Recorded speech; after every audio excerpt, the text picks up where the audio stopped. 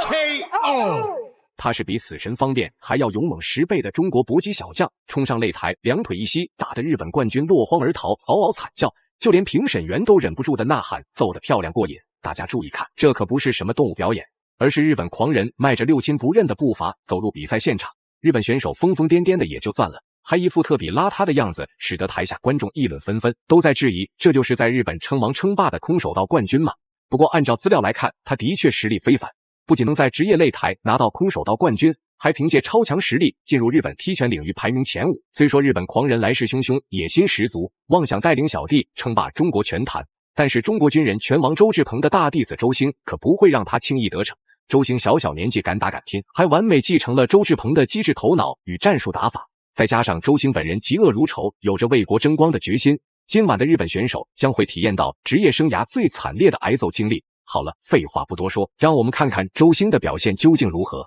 随着裁判一声令下，比赛正式开始。白色短裤就是中国选手周兴，黑色短裤就是日本选手针边健太。比赛仅仅开始10秒钟，两位选手就展开了激烈的拼拳换脚，尤其是周兴单利用拳法，就让日本选手针边健太感受到了前所未有的压力。好在针边健太自身比较抗揍，这才避免了在首回合丢失大量比分。这个对身高定理70，而日本的针边健太是26岁，从身高团战上都要比他高一些。但是我们都知道，日本的选手的打有很有粘性，就是他抗战能力强，防守能力好，这是他一个特点。而在第一回合比赛里面，双方的火药味就是非常十足啊，尤其是针边健太。我们看到周兴打得很稳，周兴这个年龄和他在场上的表现有点高，就是要少少年感，非常漂亮。你看这个周兴的这个拳法的这种变化，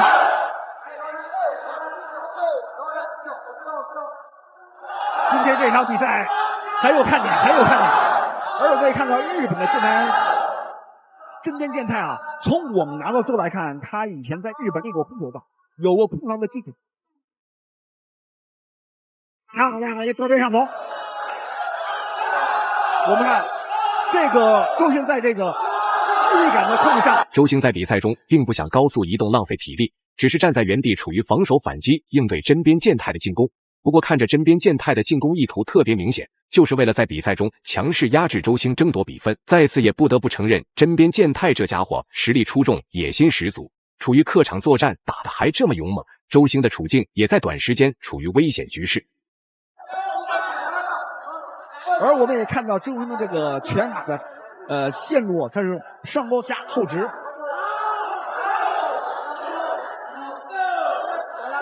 而且在加强拳法进攻同时，还有一些腿法的扫击动作，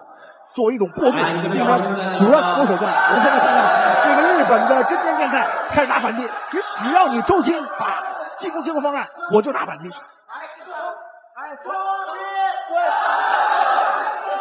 目前在场面上，现在是红方选手周兴占据绝对一种优势，但是我们也看到日本的针边健太，他这个反击是非常好。右拳控制，飞膝。我们看到这个周兴的飞膝，他是加速跑的原地，第一回合倒计时，哇，一个超右拳，针边健太。检查。比赛来到第二回合，周兴在与老师周志鹏商议过后，也改变了战术打法，直接发起凶猛的拳脚招式，一一奉上，就是要让针边健太老老实实的躺在地上怀疑人生。如果不是裁判干预比较及时，周兴继续暴揍下去，针边健太或许真的可以提前送回老家。起身之后的针边健太也发觉了事态严重性。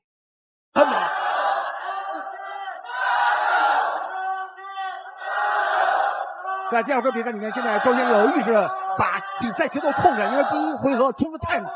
我们担心他的体能的一种消耗。但是在第二回合比赛里面，开局周兴非常漂亮的这个高低正头，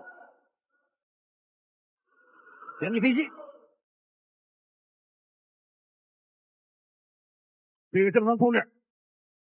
在这个第二回合比赛里面，现在日本的这个针边健太仍然采用他第一回合的那种战术啊，你在你这个说明在某情况下我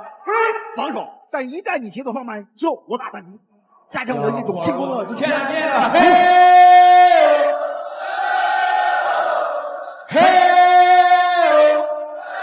陈高往上跑。我们看在这视频里面，在后方周星还用技术，同时也有前后高扫控制对方的头部的大体。而在第二个对战里面，我看到日本的这个真剑太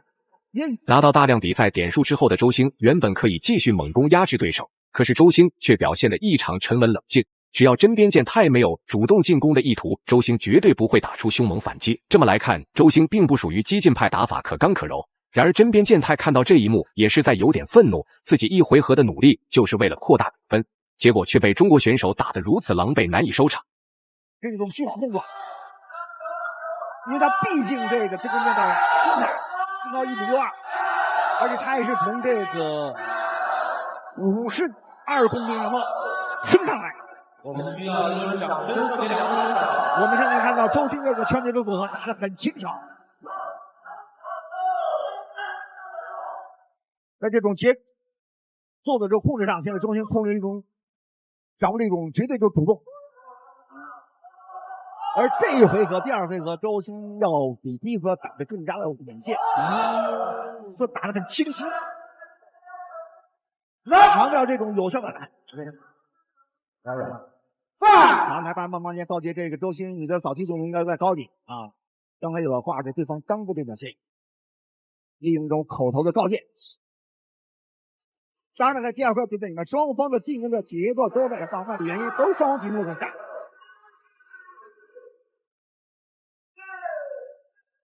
我们看日本的这个真边健太，你就看他的原体的一种组合，还是很有张力。第二回合结果，比赛来到第3回合，周志鹏为了培养周星，可谓是付出了大量心血。而周星身为周志鹏的弟子，并没有令人失望。而且在擂台上，周星已经完美的掌控比赛节奏。真边健太尽管玩命进攻，却伤不到周星分毫。再这么打下去，别说真边健太能不能扩大比分，说不定还会面临着被暴揍 KO 的风险。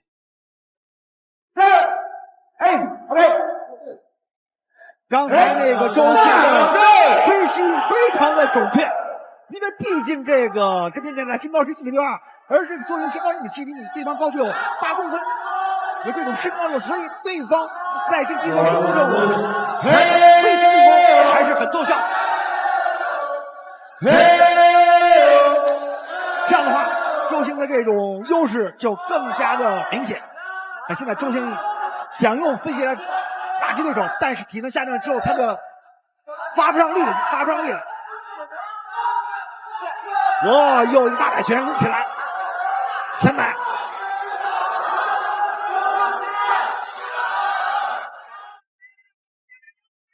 这种场面上是日本的真边健太在控制周星，因为周星的体能下